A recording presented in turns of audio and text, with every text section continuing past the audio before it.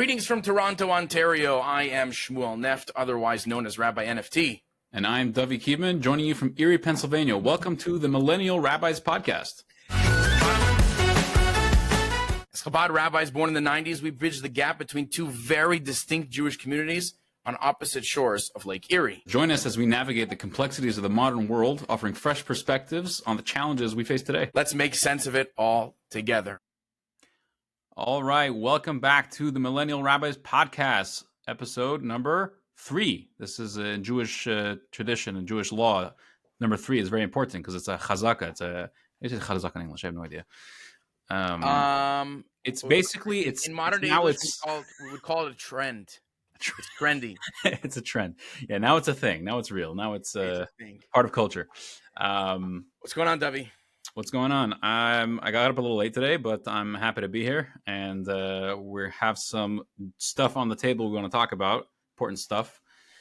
So the main thing that we are going to focus on today is Eretz Yisrael, the land of Israel, our holy land. It's a very important topic, a very big topic, very relevant topic, obviously, as we know what's going on in the world today. But before we get into the main discussion, let's, me and Rabbi Shmuel are going to share maybe some a personal connection, personal experiences that we have from the land of Israel, just us personally. Let's start with you, Rabbi. So first of all, before everything, it's kind of, the subject of the land of Israel has been, I think, on all of our minds collectively for the last 3 months at all times. It seems, with time, things kind of fade into the background and you kind of continue to live your life. And it doesn't always, almost like as long as it doesn't personally affect me at this moment, I can put it in the back burner, which is a terrible thing. But it's something that's been on our collective mind as Jewish people around the world for the last 3 months, and I think that it was only we had a bit of an agenda. The first episode we had to talk about why we're doing this. Second episode was time sensitive, but here is something that's going on in the background constantly, and it was only natural that we start talking about it. So our real connection to the land of Israel is not that you were there, not that I was there, is that we are Jews, and that the land of Israel is inherently connected to our souls. That's something that I don't think is talked about very much in the larger narrative of things, especially out in the media, social media. But Jews have an inherent soul connection to the land of Israel. It's sourced in many places in the Torah. It's actually quite a fascinating subject, how the Torah connects the land of Israel so deeply and inherently to the Jewish people in a spiritual way. When we say, when one of the big talking points is, well, look at our religion. 3 times a day, Jews pray and ask God to rebuild Jerusalem.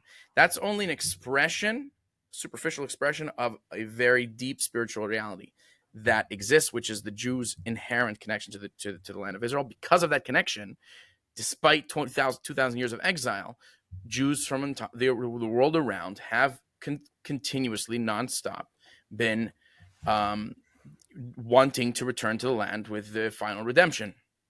That's why I was just listening to a bit that someone maybe will speak about it later, and mentioned that the Haggadah, the book that we read at the Pesach, the Passover Seder, some people sleep on. Yeah. Yes.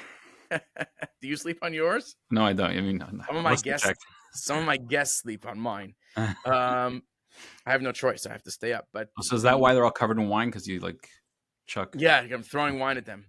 Our Seder turns into a big food fight eventually. But there's thousands of versions of the Haggadah, thousands. Yet every single version has one line, several lines, but this one line across the board. Lishana haba b'Yerushalayim. Next year we should celebrate this in Jerusalem, because all Jews always, ever since the terrible Holocaust that happened during the Roman exile, have held on to a collective desire to return to not just our native homeland, but the part of the world that is spiritually bound with an unbreakable connection to our people. So you wanted to talk about experience. Sorry, I'm not supposed to cough. clear my throat. We're gonna have all the guys fact checking us and then counting how many times we coughed and said Yeah. Soon they're going to be placing bets on how many times Neft clears his throat. So I went to Israel the first time when I was 15 on one of the typical summer, bus programs for a month, driving up and down. I'm saying I saw more of Israel than some of my Israeli relatives. Sometimes this past time I went to Israel a year ago. My wife and I told my cousins live in Netanya. I told them we went to Hebron. Hebron, never been there. Like, dude, it's an hour and a half from here. This is like your ancestral homeland, like Abraham, Isaac, Jacob. Anyway. But the first time I went to Israel, I was 15. Interesting bit about that trip. Number one is in those years. So 15. I was 15. That was 12 years ago. Gilad Shalit was still a talking point. It was just before the Gilad Shalit deal. But one of the vivid memories that I remember was passing through, being in Rechavia in Jerusalem, where his parents had this tent that they had set up and were sitting in every single day for years until they released him. Another thing is fun, fun thing or not fun thing. Almost got into big trouble. It was summer of 2011. So it was just after the Egyptian government was overthrown in the Arab Spring. Now, like maybe half the people listening don't even know what I'm talking about. But I'm the nerd who, when our bus stopped literally at the border fence with Egypt, and 50 yards away on the Egyptian side was a border guard in an observation tower. I was the nerd that screamed out Mubarak, which is the name of the then deposed Egyptian dictator. The guy came down from his tower and started waving us over, and it quickly collected us back on the bus and drove off because God knows bad stuff has happened on that border, and I got a real thrashing for that. But I was in Israel then. I went to Israel back to Israel a few different times. I spent a year in Israel. We actually spent the same year in Israel, although we didn't know each other. Really? I was studying in yeshiva in Jerusalem. It was right after 2014 summer. So going into the year was not. I don't know if the same thing was in your experience, but in my experience, it was, midsummer. I'd already been had my plans, plane tickets, everything. It was not. That was, by the way, it was the first time that a certain president, whose name shall not be mentioned in this podcast, because we're not going to get political, because it's not political, it's moral. A certain president that was in power that at that time banned American companies from flying to Israel. First time ever. Anyway, so it wasn't, it was an uncertainty around going to Israel in general. Then the war ended, and things calmed down. That year was an incredible year, but now I'm looking back at it specifically through a lens of connecting with the land. It brings back a lot of memories, some better, some worse. In that period of time. So first of all, one of the most vivid memories that I have was probably the first or second Shabbat I was in Israel. I was in Jerusalem. I was in the historic Tzemach Tzedek synagogue in the old city of Jerusalem, which is a Chabad, 100-something-year-old Chabad synagogue that is still standing despite years of changing hands, and the Jordanians abused the building. And then, fascinating story. I was in the synagogue. It's a great synagogue.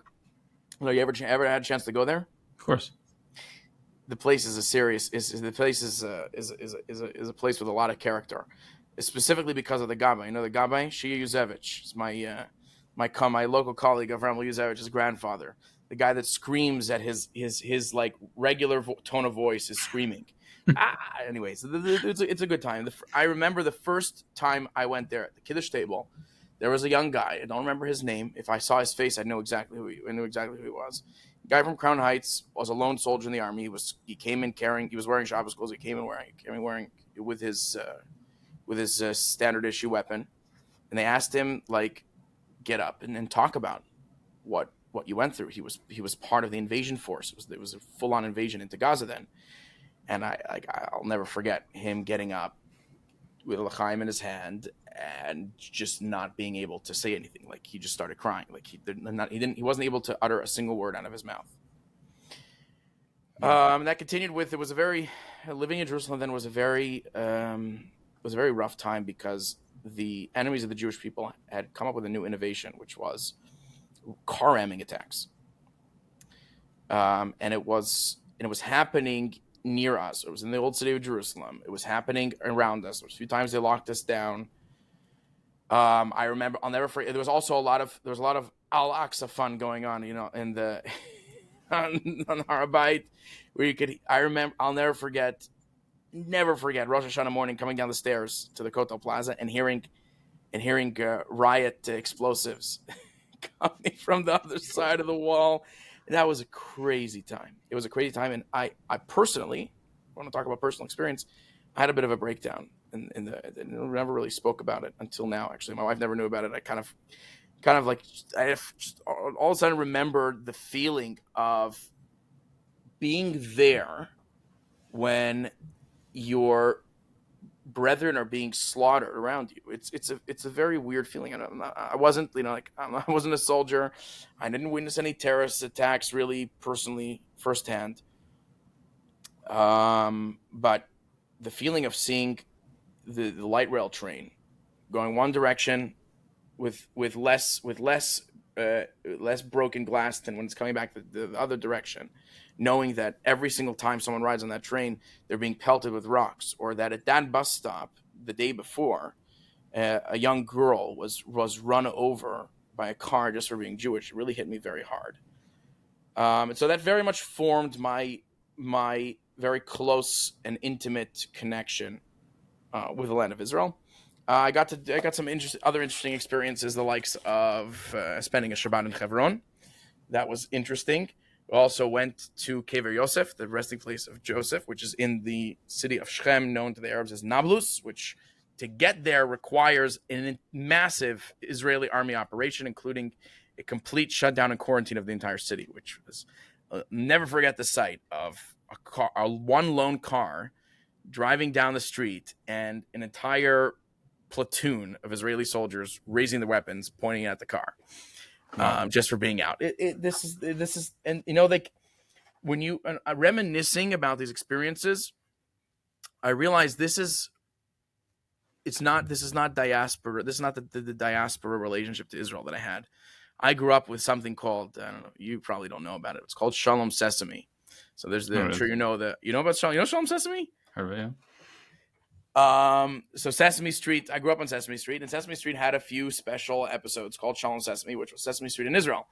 And I kid you not, until I stepped foot in Israel as 15, any moment of Shalom Sesame that you could find, that was my picture of Israel. That was what Israel looked like. Mid 1980s patinaed footage of like people with short shorts, walking around. That coloring, the coloration of like old VHS, like that was my Israel in my brain until 2011 was Shalom Sesame from the 1980s. And then living there, being there, especially in Yerushalayim, gives you a whole different, feel for what's going on. And a lot of them, I have a lot of classmates that took that to the next level. Guys that I studied with in yeshiva that ended up enlisting in the army, and you're probably serving today in the reserves. But anyway, Dovi, I don't see you, but I'm still going to hear you. Connection's a little choppy. I don't know. Like, hopefully the stuff's getting recorded. It's good stuff. Bye. Oh, we've lost. Are we losing each other? My partner, Dovi. Where are you, Dovi? Yes. Can you hear me? I hear you. You're frozen, but I hear you. Okay, I don't see you. I don't know. I wonder if it's your internet or my internet. Could be. The question is, whose connection is bad? What about you, Dovi? Enough of me. Okay, fine. Let's I'll talk a few minutes about me because I see you now, but you're covered in blur. You look like what you look like what my vision looks like when I take my glasses off. Okay. I was going to say I look like the resolution of a 2009 cell phone picture. Yes. Yeah. So we are at the 15-minute mark almost. So we'll get let me move on with me at least, and we'll get into the main discussion. Yeah, so my personal experiences with the land of Israel, for me, are very precious, very cherished in my memory, in my heart. I went to Israel essentially 2 times. I went on a group trip for about a week. Most probably, I think it was 18. And then when I was 20, I was there for a year in the city of Sfas. I don't know how to pronounce Sfas in English because I saw like 9 different pronunciations. Safed, Safed, Safat, Safed, Safed, Safed. Safed. Um, and in the north. And it's a different world over there. I mean, within Israel itself, Tzfat it's in a very holy way. It's just weird in a good way as Very well. weird. Very Weird. interesting place. You want to put it? You want to one word for Tzvat? Yeah, Weird. weird. Yeah, everything's brick. Everything's old. Everything's is so it's so bizarre in such a very awesome way. I don't know how else to say it. Everything's painted blue, and it's like when they. Spiritual. I have a friend. He said, "You know why things are painted blue?" And then he said, "No." He said, "Kabbalah, Kabbalah." That's it. Yeah, so I was there for a year. I was teaching in a yeshiva there for young guys, actually very range of ages, who did not grow up observant, and found they connected with their heritage later on in their life, and they parked themselves in Tzfat for however long they needed to be there, and me and my friends were assisting in the yeshiva there. Very, very incredible experiences. With both the guys there and the Jews living in the land of Israel. People who grew up in America, people who grew up in Israel, born and raised there, don't speak a word of English, speak only English, and like I didn't grow up on. I didn't, my vision of Israel wasn't Shalom Sesame necessarily, but I'm sure it was a very That's fine, by the way. I don't know. I don't know what my picture of Israel, I guess, came from like learning in school and hearing different stories and seeing pictures and videos, I guess. But once you come there, it's a different story altogether. This is our land. This is God gave this land to my great granddad Abraham thousands of years ago, and this is our eternal inheritance, and this is connected with me personally. When you step foot on that land off the plane, it's a whoa moment, and that whoa moment kind of continues. It lingers as long as you're Kiss there. the ground when you got off? I will not answer that question.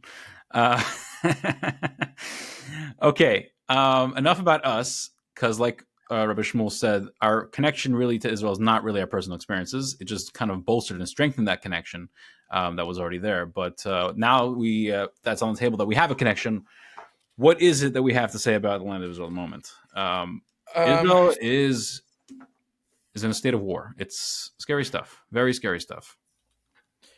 The reason I think we kind of we discussed what we were going to talk about a couple days ago. I wanted to speak about it, but something happened today that I sent you a message this morning. I was like, we have to speak about it because this is in Judaism, as Jews, we believe that everything is connected. The way the Jews are, their state of mind, their state of being, affects what happens to them. This is very, by the way, on an individual and also on a collective level, very much rooted in Kabbalistic teaching. And so we're recording today on Tuesday. I woke up to the news this morning that 24 soldiers were killed yesterday in Gaza. They were 21 of them were killed in one incident. And I think one of the things that when this stuff happens, that I think about is one of the first thoughts is, how beautiful is this nation, the Jewish people, where every conflict that arises is so personal, and every casualty becomes so personal. I don't know a single person that died in the last 3 months. There's since the Gaza invasion, it's like the numbers now like 211 or something like that. Yet it hurts so much. It hurts so much, and my wife's. A lot of people that know me know my wife, and know my wife's from Ukraine. Ukraine's been at war for 2 years, and maybe it's me because I'm not I'm very involved because it's a place that I have a lot of connection to, both my family and also my experiences. But it's like 100,000, 200,000 as Ukrainian soldiers have died. It doesn't hit me the same way. It's sad. I've seen, especially when you see a Jewish brother that's died in Ukraine. But that's the whole thing. When our people is so intimately connected. So I'm very like this is kind of like trying to maintain a positive vibe here, but it's very upsetting, this kind of news.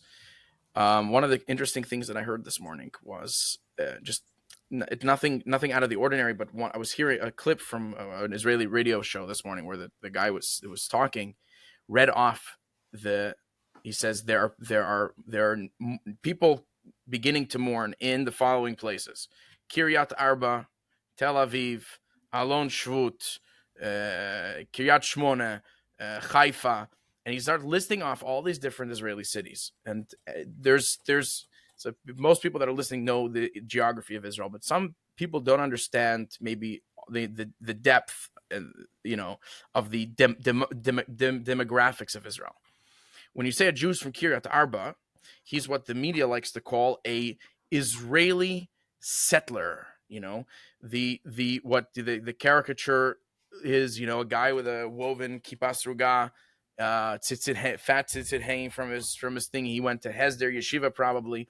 Kiryat Arba is a community of what we would call religious Zion. We call really the religious Zionist crowd. Whereas everyone knows what Tel Aviv is, the quote unquote, capital of Israeli secularism, in where I spent the Shabbat in Tel Aviv, and I felt super out of place walking down the street, like uncomfortable, like people were staring at me. It was weird.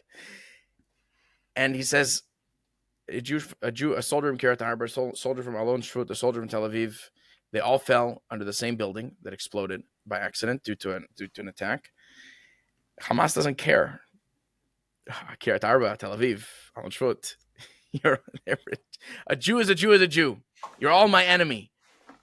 Yet in the same time, as this conflict has been going on, we see a bit of a decay in the very powerful unity that the Jewish people felt at the onset, and it's very disturbing. It's very sad to hear, and it's something that we shouldn't just be upset about. It's something that we have to use as an inspiration to ramp up those things that bring us together.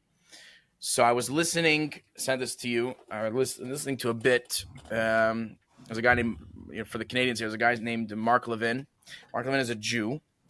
Mark Levin is a Jew who is considered a conservative talk host. I admit, not political. I just, my upbringing is my upbringing. That was what Mark Levin was, one of the few voices playing in my father's car, always in my childhood.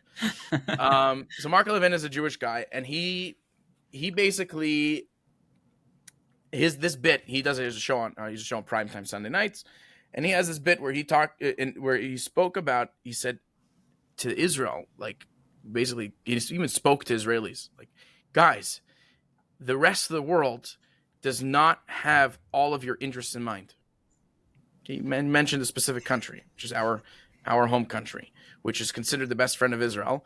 That, nevertheless, it's been clear throughout history. And by the way, the Rebbe spoke about this many times, that Israel is not the 51st state and will never be and should never be. And therefore, Israel is the only person that understands Israel's own interests. He says the rest of the world is not interested in your interests. They're interested in what interests them, and what interests them comes at a detriment to you. And one of the most fascinating things I've seen on television before, so I watched a recording on YouTube, obviously, but is he says to the Jew, he says to the Israeli people, he says 2,000 years ago, the Jews were sent into exile by the Romans who destroyed their temple. Perhaps you don't realize, but the real destructor of the Jewish people and the cause of their exile was not the Romans, it was the Jews themselves. the infighting that was happening amongst the Jewish people allowed the Romans to take advantage and to completely wipe us off. And he said the politicians and the media in Israel and worldwide are not looking out for the greater good for the Jewish people. And what they're doing is they're sowing conflict. And when they sow conflict, it causes the enemy to get stronger. And now, two words on that. The enemy gets stronger because they take advantage of the lack of our unity. And number two, this is something that the rabbis also discussed and is also clear in various sources in Torah, that disunity amongst Jews creates a spiritual void that is used to give spiritual strength to the Jews' enemies. Right. So, like, the Arizal, who lived in Sfat, by the way, and he's like Tzfati. Tzfati, yep. In his core teachings of Kabbalah, the kind of stuff you couldn't like wave your fingers at like that. He says the Jews are kaima achas shlema. They're one entity. The whole Jewish people, doesn't matter what kind of kippah they wear, doesn't matter whether they wear a kippah, whether they don't know what a kippah is even, whether they're anti-kippah, not relevant. Jews, they are one piece. They're one thing, okay? So the unity that we made happen and experienced and felt when this whole thing started was insane, absolutely insane, in a very good way. I mean, it was. I don't think such a thing has happened in years. Ben Shapiro got up on a stage somewhere and said, of course he's not a rabbi, but he said something. He said a powerful line, which is, as far as I know, there was never a point in Jewish history the Jewish people were so united as they were in that moment. Right. And it's true, by the way. If you think that the Jewish people were united in the Holocaust, which was the greatest slaughter of Jews in world history, you're mistaken. There's a lot of infighting amongst Jews and caused a lot of problems for the Jews. Right. And when this unity, we having this unity, like as much as the horror was going on at the same time, there was incredible miracles happening and incredible blessings that we were seeing from this unity. And now with conflict coming back onto the scene, it's a reminder to us, I guess. And this isn't. Let me explain what I'm saying. I'm in America. I'm in Pennsylvania. You're in Toronto, and other Jews listening are throughout the world. We're not in Israel. We're not fighting. We're not protecting our land. We're not protecting other Jews. We're not doing these things. My response to that is we are part of this. Because we are one entity, it doesn't matter if we're physically located in another location. It's not relevant. We need to do what we need to do to protect our brethren.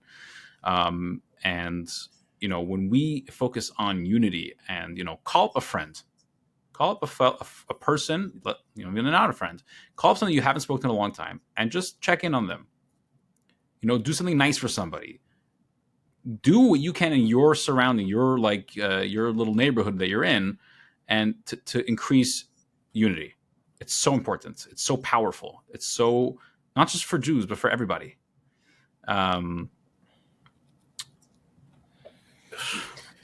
This is, look,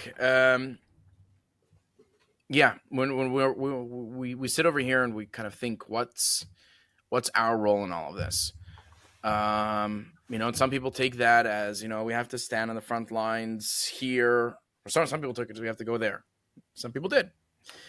And those people are heroic. I have a member of my community who spent a couple weeks in Gaza. He was so far released from the army, but he's at any moment going to be called back. And some people went there. Some people took to the front lines on the public relations front here. But I think you and I, as the communal leaders here, what our role is on the front lines, and that's why I'm wearing my Army Green Do More Jewish cap with a Do More Jewish patch on sale now, is our job. We are on the front lines too. We have to inspire the Jews in our surroundings to unify at any cost. At any cost.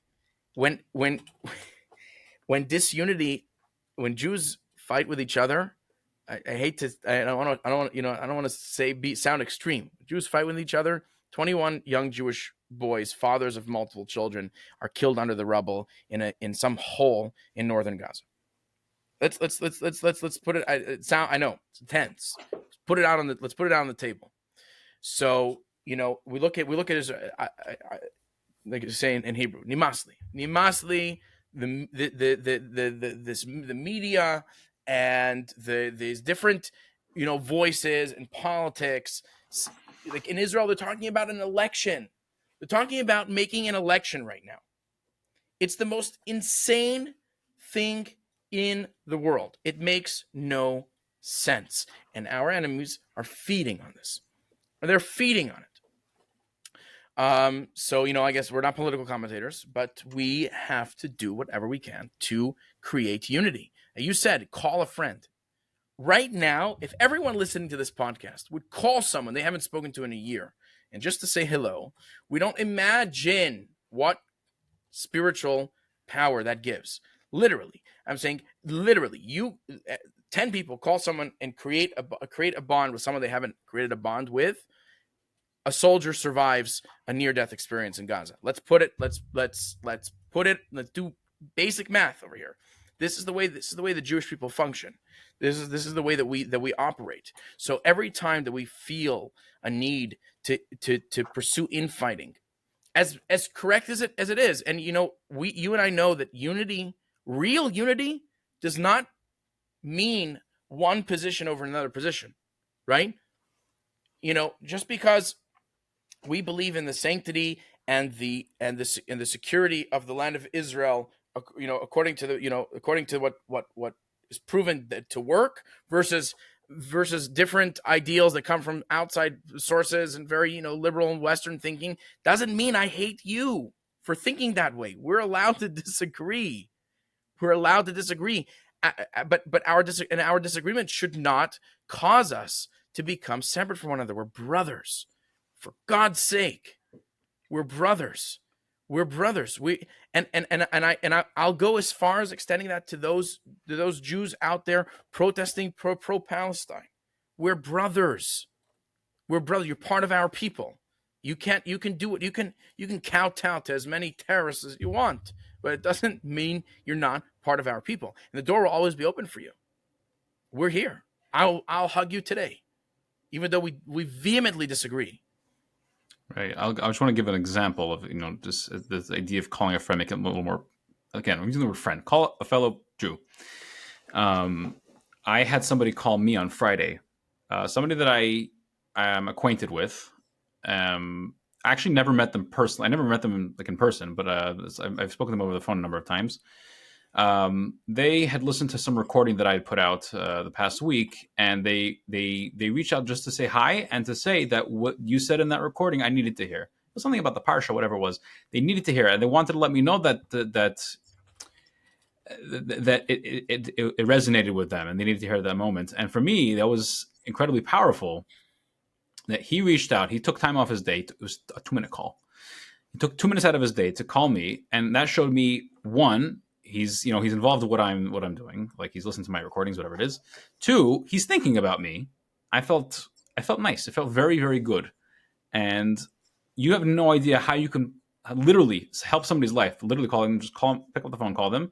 You can change their day. For some people, some situations, you can actually save their life. You have no idea what people are going through. But just that's on a personal level, but also on a global level, every inch forward in unity is incredibly, incredibly powerful and brings safety to everybody. It's just good for everybody. Yeah. So, and it's a tough moment. There's 136 of our Jewish brothers and sisters trapped in the hell tunnels of Gaza. We have tens of thousands of our brothers and sisters on the front lines in a two-front war. This is a reckoning for the Jewish people, in the sense that we haven't been in such a prolonged conflict in centuries as a people. Every conflict that Israel was part of lasted several weeks, couple months. We're into month number 4 already. And so, we mentioned before, how it kind of may have faded to the background. It cannot fade to the background. This cannot become a background issue. I'm not saying that everyone has to sit and sit and sulk in their bedrooms. I'm not even saying that people should, like, from me, my experience the first few weeks after the war started was everything that I did felt heavy. I felt that I wasn't getting things done at the pace that I wanted because of what was happening. That I was losing. I was distracted and not focused. And I'm not saying to do that, but to remember every time that you have a chance to do something good for another person, every time you have a chance to do a mitzvah for yourself, not that it's just between you and God. And when you tell yourself and you give yourself reasons in the moment not to do it, think twice and remember that, that there are guys that have, sorry. I have 3 children. There are guys that have as many children as me that are out there, more children than us, that put their lives to the side to literally risk everything for our sake, for the sake of the Jewish people, for the sake of the land of Israel, again. For the sake of everything. It doesn't matter who you are. And you're in that uniform, what you think, what your background is, doesn't matter. That guy needs you, ladies and gentlemen, needs you to do that good deed that you are not sure about doing. And so if you need something to tip the scale in your head, let that be the thought that's going to tip the scale. Do that mitzvah. Do that good thing for another person. I hope this doesn't get recorded because I can't hear a word you're saying. There's someone in Gaza risking their life at every given moment to fight the good fight in for the safety and the security of the Jewish people. 36 minutes in, I don't see you. I lost sight of you, but I don't know. I guess I'll hear you. I hear. Do you hear me? Internet. What's with the internet? Yeah, I can hear you. Hello. You hear me now? Okay. Yeah, I hear you. It's internet. I think it's about time we go back to the basics, and I'll to get on my horse and buggy and come over to Erie once every 2 weeks to go film with you, and we'll film in person. Using an old film camera. What's this internet? Yeah. Anyway, listen, final words, Dovi. It's 37 minutes in. Listen, if you have an opportunity like to do a mitzvah, like Rabbi Shmuel was just saying, like that deliberation you had, should I not? We all have a little bit of a terrorist inside us. Not, God forbid, that wants to commit terrorism in the world, but wants to commit terrorism within ourselves and not let us do good things and wants us to do rotten things. And we have the power to not listen to that stupid voice in our head that says, don't do it. Don't do good stuff. Just sit back, relax, enjoy the show. Be the show. That's the more important thing. Next week, by the way, if anybody has any suggestions what they would like us to talk about, shoot us a text, send us an email. First of all, shoot us a text. Dovi, I actually was thinking about putting up a poll. Me personally, I feel like I have a lot more to say about the subject of Israel. There's a lot more that we didn't have time to touch upon. I don't know if you agree with me or not, but let's put it out there. We can make a poll on Spotify, actually, and we can, make a poll on different, get people's opinions.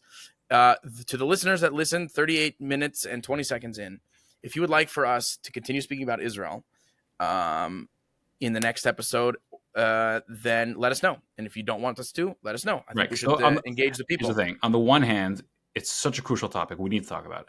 On the other hand, it's such a heavy topic. And we want to keep things light, but now it's all black. I can't see you at all. Do we lose you completely? No, you're still here.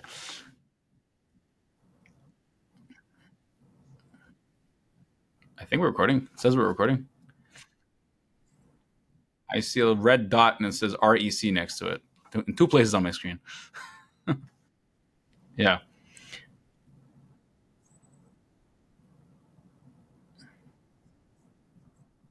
My clock's still going. Maybe it's recording on my end. It's just not recording. Everybody's watching this. I hope you're enjoying it. So it is. Okay, good. So let's just finish up. It is a heavy topic, and we want to keep things light. But God willing, next week this can be a light topic. You know, the God willing, we'll see salvation and redemption and miracles, amazing wonders. That's our hope, and that was what we should be praying for. If you'd like us to talk about other things, you want to make a suggestion, you want to talk about coffee, you want to talk about AI, you want to talk about whatever it is, we can make it happen, as long as and we'll make it Jewish. Not that we'll make it Jewish, because everything's related to Judaism, the whole intricacies of the universe. So we will find ways to talk about it in an interesting, fun path.